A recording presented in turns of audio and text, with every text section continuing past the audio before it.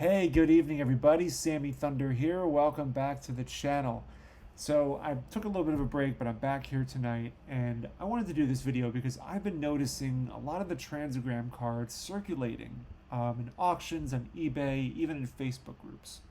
And so it kind of dug my curiosity, and I wanted to know the history of transograms in terms of where they started, how they came to be. And I was surprised to find out that the transogram cards that we are so familiar with were the last hurrah of the actual business transogram itself.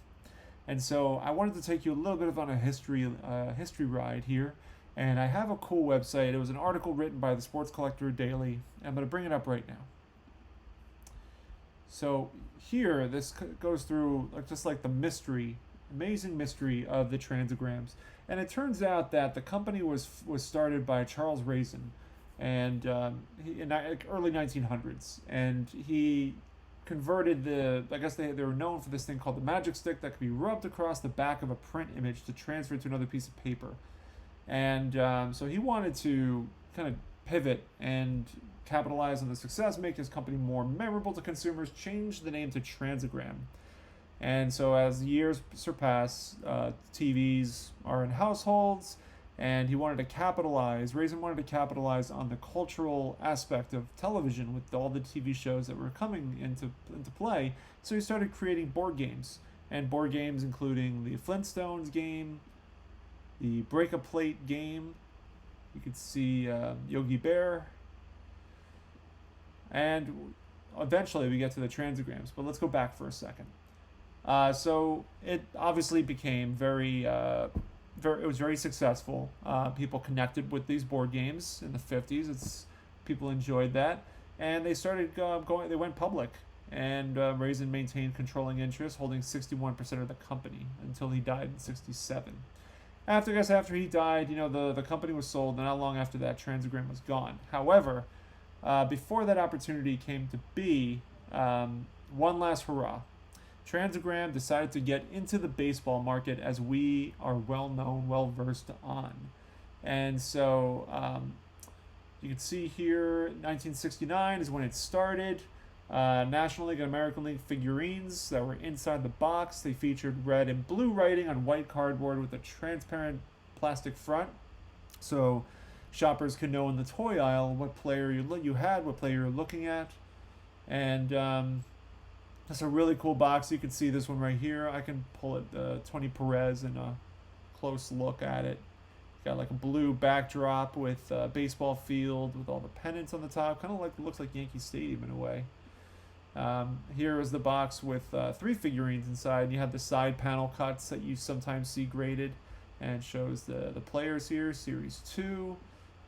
This is the special edition 1969, or this is from 1970. You got Nolan Ryan, Tug McGraw, Cleon Jones, full panel, full box. And on the back, of course, as we well know, the cards that you can cut out. You can kind of see the challenges that people had in cutting these properly. You'd have to flatten the box and really destroy the box ultimately to get a perfect cut on these. Otherwise, you really have to take a safety knife or some sort of box cutter to get them. Here's another box. This one's from 1970, and I actually didn't realize that Tom Seaver was in both 69 and 1970 sets, so I may have to try to find one. But you got Hank Aaron and Jim Wynn. And here's a graded copy of the Nolan Ryan, Tug McGraw, and Cleon Jones. The whole panel, which is pretty cool. Whole back panel. That'd be cool to find that too. But going back here, let's see. So obviously they had 2 sets that they came out with, 1969 and 1970. A bright yellow background makes the Transogram cards visible from across a crowded card show, and the cut here dotted line that surrounds the card border completes a set of questionable design choices. So I agree with that. I mean, some people didn't, like this article says, even though the design of the Transogram card is not all that appealing, it does not take veteran collectors long to realize or to recognize that there's something very familiar about these yellow beauties. Obviously, the photos, they're referring to the photos, and they're also referring to the font choices from the 68 and the 69 and 70 set. And there's really no there's nothing stated here whether or not Topps rented these pictures to Transogram or even produced the cards for Transogram. There's obviously, you can see the photos are the same and the font is nearly identical.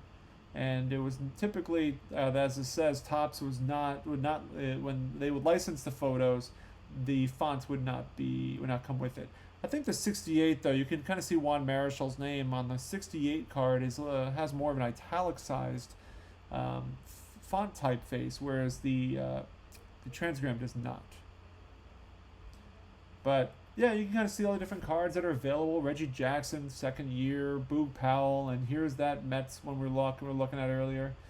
And it actually says, I mean, this is an older article, so I don't know if these statistics are right, but it talks about there are 544 hand-cut cards from 69 that have been submitted, only 3 scoring a perfect 10, 58 graded as 9s, and 92 at 8s.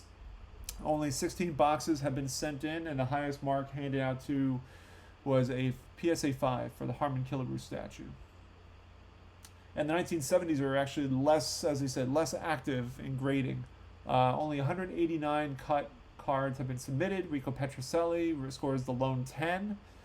And Nolan Ryan, a single Nolan Ryan graded at a 9. None of the 44 Mets cards submitted to PSA have warranted a 10. But really cool nonetheless.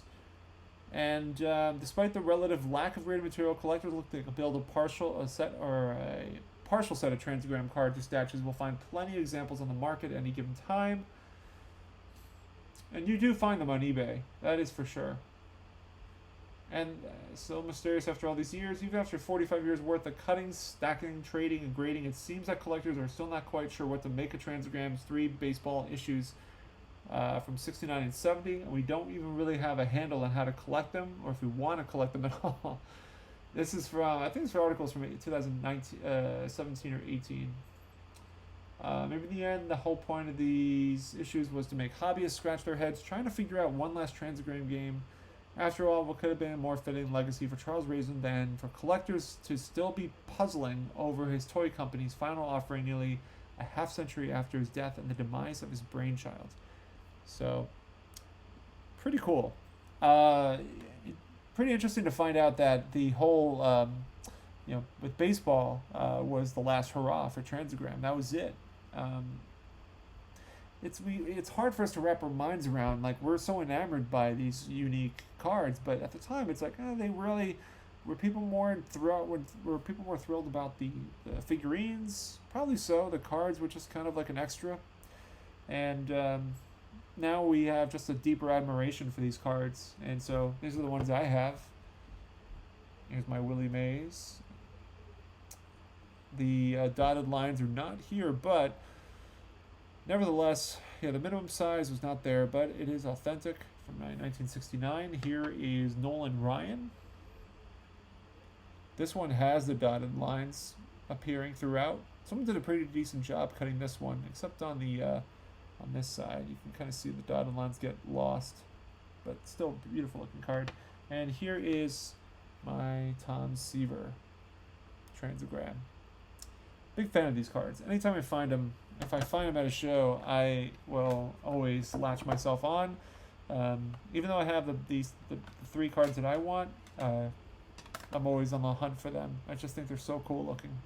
But that's about it, guys. I just wanted to share some history about Transograms. I really like them. I really appreciate them, and I just think they're just unique items. Toy collecting a little bit. I've actually expanded on the thought of collecting the boxes and the figurines inside. I might consider it. I know there's one guy who's going to be at the National who might have it, so I'm going to hopefully see if he still does. Reach out to him. But that wraps up for today's video, guys. A lot of things going on, so I will be sure to check in with you later this week. And Tuesday we'll do another chill and chat. All right, have a good weekend, everybody. Take care.